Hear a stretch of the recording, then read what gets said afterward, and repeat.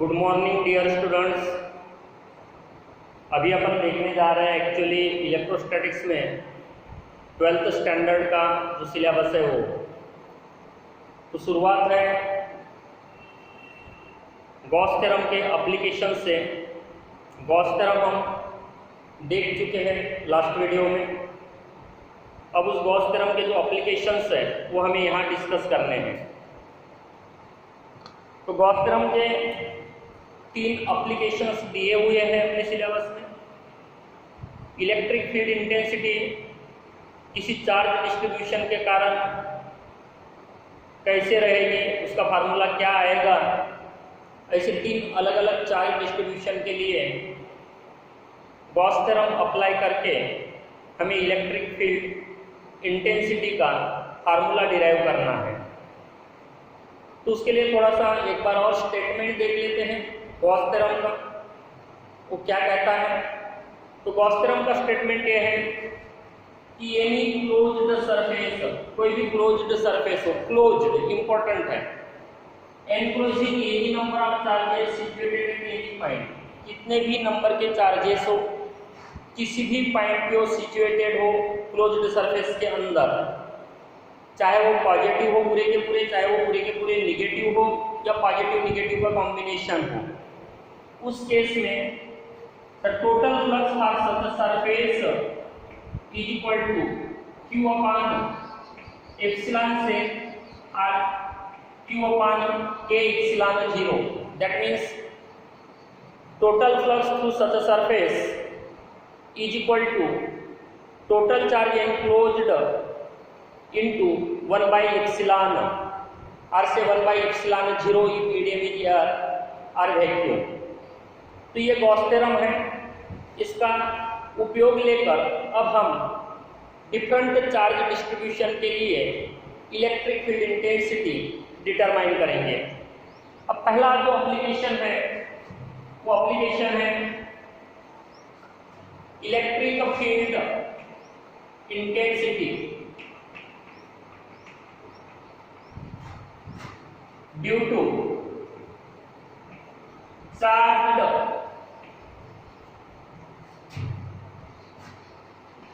conducting sphere। यानी conducting sphere है, उसके ऊपर चार्ज दिया हुआ है। तो उस चार्ज्ड स्फीयर के कारण किसी आउटसाइड पॉइंट की बात करते हैं, अपन बाद में डिफरेंट केसेस में आएंगे तो सरफेस वाला पॉइंट और इनसाइड वाला पॉइंट भी देखेंगे। तो ऐसे चार्ज कंडक्टिंग स्फीयर के कारण कोई आउटसाइड पॉइंट है से उसके सेंटर से लेके स्मॉल आर डिस्टेंस पे, तो इलेक्ट्रिक फील्ड इंटेंसिटी क्या रहेगी। तो यहाँ एक टर्म शुरू में मैं बता रहा हूँ, डिफाइन कर रहा हूँ, उसके बाद फिर अपन एप्लीकेशन में चलते हैं।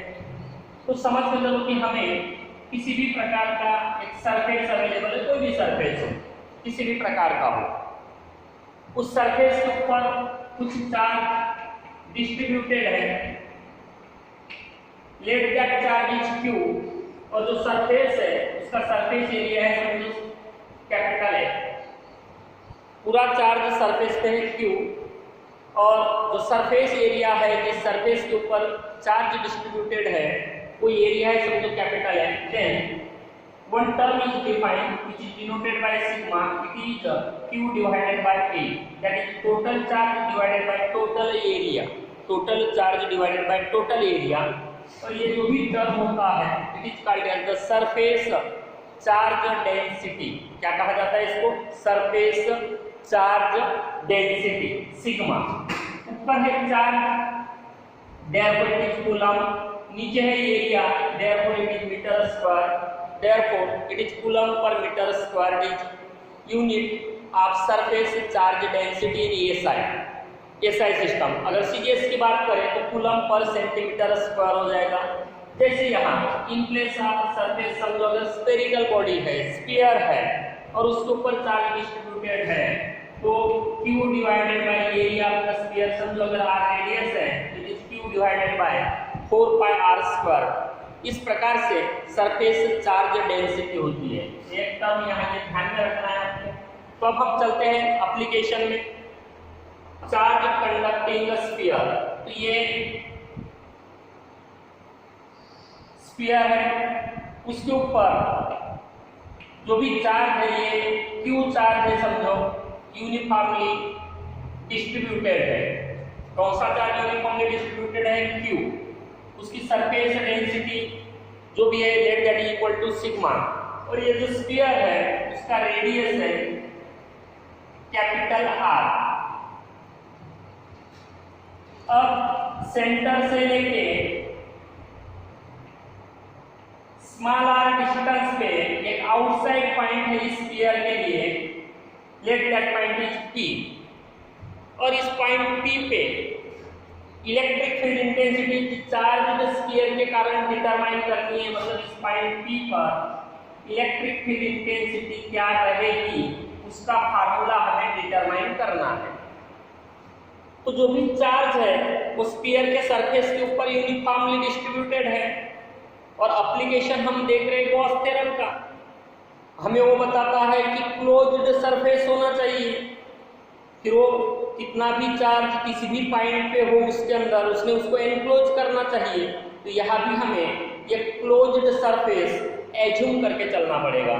और ये जो क्लोज्ड सरफेस होते हैं जो किसी चार्ज को एनक्लोज करते हैं, हाइपोथेटिकल सरफेसेस कहेंगे अपन, इमेजिनरी सरफेसेस होते हैं, एज्यूम्ड सरफेसेस होते हैं, इनको गॉसियन सरफेसेस कहा जाता है। फॉर द सिमेट्री हम यहाँ अगर आर रेडियस लेते हैं और ये मैं डॉटेड लाइन से स्फीयर निकाल रहा हूँ, अगर इसको देखा गया तो ये गॉसियन स्फीयर कहलाता है, क्योंकि उसने ये जो स्फीयर समझिए इसको अपन कैपिटल ए से बता रहे हैं, ये स्फीयर है बी, तो ये ओरिजिनल स्फीयर है जिसके ऊपर चार्ज यूनिफॉर्मली डिस्ट्रीब्यूटेड है। गॉस थ्योरम अप्लाई करना है, इसलिए मैंने स्मॉल आर डिस्टेंस जो चार्ज स्फीयर के सेंटर से लेके पी पॉइंट है उसका है, जहां इलेक्ट्रिक फील्ड इंटेंसिटी डिटरमाइन करनी है, तो उसका रेडियस कंसीडर करके उसको रेडियस कंसीडर करके मैंने एक सरफेस डिजाइन किया जो कि एक कॉन्सेंट्रिक स्फीयर अपीयर हो रहा है, लेकिन ये चार्ज को मतलब ये स्फीयर के चार्ज को एनक्लोज कर रहा है, इसलिए मैं इसको गॉसियन स्फीयर कहूंगा। अब मेरे पास ये Gaussian sphere closed surface available है, मुझे गॉस थ्योरम अप्लाई करना है। तो सबसे पहले मैं गॉस थ्योरम से जो फ्लक्स होता है उसका फार्मूला यहाँ लिख रहा हूँ। गॉस थ्योरम मुझे बताता है flux phi is equal to charge जो भी टोटल चार्ज उसने एनक्लोज किया हुआ है डिवाइडेड बाय इप्सिलॉन जीरो। यहाँ epsilon zero is permittivity of the medium surrounding the conducting sphere. तो यहाँ मैं एयर या वैक्यूम एज्यूम करके चल रहा हूँ, तो के की वैल्यू हो गई 1। तो ये हो गया मुझे इक्वेशन 1 जो गॉस थ्योरम से मेरे पास अवेलेबल है। अब मैं जो इलेक्ट्रिक फ्लक्स की डेफिनेशन वाला फार्मूला है उससे चल रहा हूँ, लेकिन उससे पहले ये जो भी मैंने स्फीयर बनाया गॉसियन स्फीयर, उसके सरफेस पे छोटा सा एरिया पॉइंट पी पे एज्यूम करके चल रहा हूँ, उस एरिया को मैं डीएस से बताऊंगा। और ये जो गॉसियन स्फीयर है ऐसे अनगिनत छोटे छोटे डीएस से बना हुआ है। तो मैं सबसे पहले किसी भी एक डीएस की बात कर रहा हूँ जो अराउंड द पॉइंट पी है, तो ये एरिया और उस एरिया को ये नॉर्मल इलेक्ट्रिक फील्ड इंटेंसिटी है, इसके लिए जो फ्लक्स रहेगा मैं उसको डी फाई से बता रहा हूँ। By definition it is E dot DS यानी electric field vector into area field vector. दोनों का डायरेक्शन यहाँ area field vector, area vector और इलेक्ट्रिक फील्ड इंटेंसिटी वेक्टर दोनों का डायरेक्शन सेम होने से या अपन ये कहेंगे कि ये जो ई है that is normal to the area, यानी जो एरिया है उसको नॉर्मल अपीयर होता है, तो थीटा यहाँ कितना रहेगा 0 and therefore it becomes E DS cosine 0 degree that is E into DS. ये जो भी गॉसियन स्फीयर बनाया गया है किसी भी पॉइंट के सेंटर से अगर देखा गया और एरिया डीएस लेते हैं तो ई सेम अपीयर होगा डायरेक्शन, जैसा है नॉर्मल टू द एरिया, यहाँ भी नॉर्मल टू द एरिया, यहाँ भी नॉर्मल टू द एरिया, कोई भी एरिया को देखो तो नॉर्मल टू द एरिया में हर एक डी फाई क्या अपीयर होगा ई इनटू डीएस, सेम वैल्यू। और ये स्केलर क्वांटिटी अपीयर हो रहा है, और इसलिए पूरे सरफेस को अगर देखा गया, पूरा सरफेस का अगर फ्लक्स देखा गया तो हम क्या करेंगे, phi is equal to integration over the closed surface, integration आप क्या लेंगे अपन डी फाई, इंटीग्रेशन आप क्या लेंगे डी फाई। अब ये जो इंटीग्रेशन ऑफ डी फाई है वो क्या हो जाएगा तो देख ले, therefore now pi equal to, ये हमारा था ई डॉट ds, जो भी वैल्यू आई थी उसकी वो थी ई इंटू ds। ई जो भी है यहाँ मैग्नीट्यूड में अपीयर हो रहा है, और हर एक एरिया का जो पॉइंट है सेंटर से लेके r डिस्टेंस पे ही अपीयर होगा, क्योंकि वो गॉसियन स्फीयर था, इसलिए ई कैसा हो गया, कांस्टेंट बाहर निकला। क्लोज्ड सरफेस ds, ये ds किसका पार्ट था, स्फीयर का, और ऐसे पूरे ds को लेकर ही पूरा स्फीयर बनेगा। मतलब ऐसा समझ कर चलो कि हमारे पास फुटबॉल है और फुटबॉल के ऊपर अपन एक चौवन्नी रखे और बाद में पूरे चौवन्नी से फुटबॉल को कवर कर लिए, तो चौवन्नी का फुटबॉल बन गया पूरा का पूरा, यानी चौवन्नी द्वारा वो फुटबॉल बनाया गया, उसका सरफेस बनाया गया, ये चौवन्नी यानी ds। तो पूरी चौवन्नी मिलकर फुटबॉल का सरफेस एरिया निकलेगा, मतलब यह स्फीयर का सरफेस एरिया निकलेगा, और वो स्फीयर का गॉसियन स्फीयर जिसका रेडियस हमने लिया है smaller, and therefore it is e into 4 pi r square। ये हो गया इक्वेशन 2। ये हमें फार्मूला मिला डेफिनेशन से, किसके, इलेक्ट्रिक फ्लक्स के, किसके लिए, गॉसियन स्फीयर यानी कि स्फीयर p के लिए, जो डिजाइन हमने किया था r रेडियस वाला। और गॉस थ्योरम भी वही बता रहा है, flux phi for that sphere for that closed surface is q upon epsilon 0। इसलिए दोनों इक्वेशन को अगर इक्वेट करते हैं तो हमें मिल जाएगा e into 4 pi r square is equal to q upon epsilon 0। आप के epsilon 0 भी ले सकते हो अगर मीडियम कंसीडर करना है स्फीयर के सराउंडिंग में कोई दूसरा, तो भी हो सकता है, लेकिन अपन यहाँ एयर लेकर चल रहे हैं। Therefore now e is equal to, ये 4 pi r square उधर लेके जाएंगे, it is q divided bye 4 pi r square epsilon 0। मैं थोड़ा इसको स्प्लिट करके लिखता हूँ, 1 और 4 pi epsilon 0 into q divided by r square। it is formula for electric field intensity due to charged conducting sphere at a distance r which is outside point, it is the distance from center of the sphere।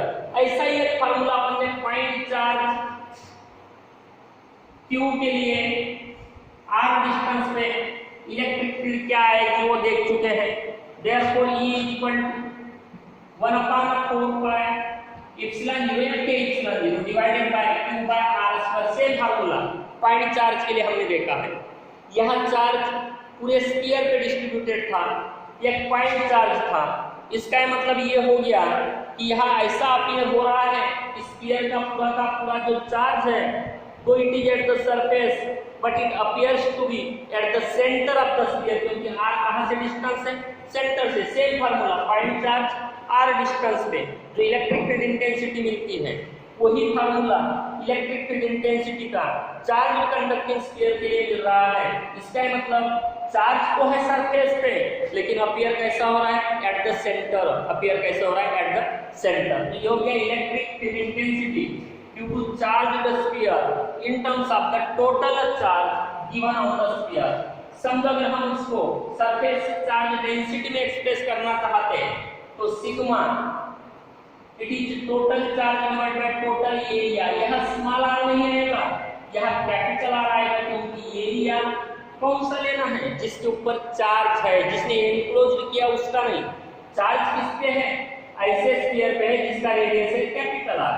therefore sigma is equal to q divided by 4 pi r square, and therefore q is equal to sigma into 4 pi r square। अगर यहाँ देते हो तो E is equal to 1 upon 4 pi epsilon 0 into q की जगह पे sigma into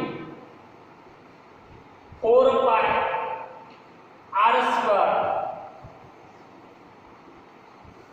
divided by ये small r। तो 4 pi कैंसिल होगा, therefore it is sigma divided by epsilon 0 into r square by r square. तो ये फार्मूला हो गया in terms of surface charge density. Now suppose the point is on the surface of the sphere, तो E is equal to 1 upon 4 pi epsilon 0 q by r square था। On the surface की अगर बात करें तो point P जब surface पे पहुंच जाएगा तो Q डिवाइडेड बाय क्या हो जाएगा, स्मॉल r की जगह कैपिटल R। या यहाँ आ जाते हो तो सिग्मा अपान एप्सिलॉन या K एप्सिलॉन 0 r स्क्वायर, और ये भी r हो जाएगा, ये कैंसिल होगा, बचेगा sigma divided by epsilon 0। That means electric field intensity for the point on the surface is sigma upon epsilon 0 in terms of surface charge density 1 upon 4 pi epsilon 0 q by r square in terms of the charge। तो ये जो formula है, ये जो formula है, it is applicable for the point on the surface as well as if the point is very close। Point is very close means r is nearly equal to capital R, r is nearly equal to capital R। तो ये formula है electric field intensity का due to the charged conducting sphere at a distance r from centre of the sphere. केवल दो ही points ध्यान में रखने हैं। पहला फ्लक्स देखना है अपने को बाय गॉस थ्योरम, जो charge total charge divided by epsilon 0, ये हमें स्टेटमेंट से मिलता है। और दूसरा हमें फार्मूले से चलना है, I is equal to integration over the closed surface that is integration of E dot ds। तो जो भी एरिया अवेलेबल है या जो एरिया अवेलेबल है उसके लिए अपने को E डॉट ds ये हमें निकालना है। फिर दोनों जो इक्वेशंस आएंगे, इक्वेशन 1 और ये इक्वेशन 2, दोनों को इक्वेट करना है और हमें मिलेगा इलेक्ट्रिक फील्ड इंटेंसिटी का फार्मूला। तो गॉस थ्योरम अप्लाई करते हैं हर एप्लीकेशन में। यही बात आपको ध्यान में रखनी है कि पहला जो फार्मूला है वो कहाँ से मिलने वाला है, गॉस थ्योरम से, और दूसरा फार्मूला हम कहाँ से लेने वाले हैं, by definition, by definition। Okay, bye, see you in the next video, that is for second application।